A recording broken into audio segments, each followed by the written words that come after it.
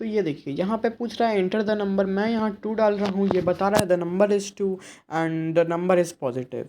तो अगर हम लोग को इसी टाइप का प्रोग्राम बनाना है, जैसे मैं यहाँ पे डालूँगा -9 तो ये बता रहा है ये नेगेटिव है। अगर मैं यहाँ 0 डालूँ तो बोलेगा ये 0 है। तो हम लोग इसी को बनाना सीखेंगे।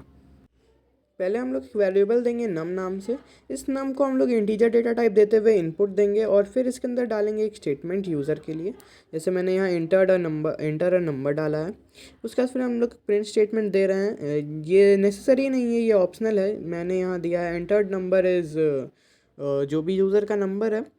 ये ज़रूरी नहीं है, ये कोड में कुछ बदलाव नहीं कर रहा है, ये जस्ट एक लाइन ऐड कर देगा, ये नेसेसरी नहीं है। फिर यहाँ पे मैं इफ़ स्टेटमेंट डालूँगा। इफ़ स्टेटमेंट के अंदर मैं डालूँगा नम इक्वल्स टू ज़ीरो। ये क्या देखेगा कि अगर नम ज़ीरो के बराबर है तो ये प्रिंट करेगा द नंबर इज़ ज़ीरो। तो हम लोग स्टेटमेंट डाल देते हैं द नंबर इज़ ज़ीरो। उसके बाद हम लोग अगला एक एलिफ स्टेटमेंट डालेंगे, ELIF एलिफ स्टेटमेंट। इसके अंदर हम लोग डालेंगे नम स्मॉलर दैन ज़ीरो। नम एक सेकेंड, हाँ, स्मॉलर दैन ज़ीरो। तो इसके अंदर ये डालेगा द नंबर इज़ नेगेटिव। तो प्रिंट लिख देते हैं और यहाँ लिख देते हैं, स्टेटमेंट डाल देते हैं the number is zero, sorry negative, the number is negative.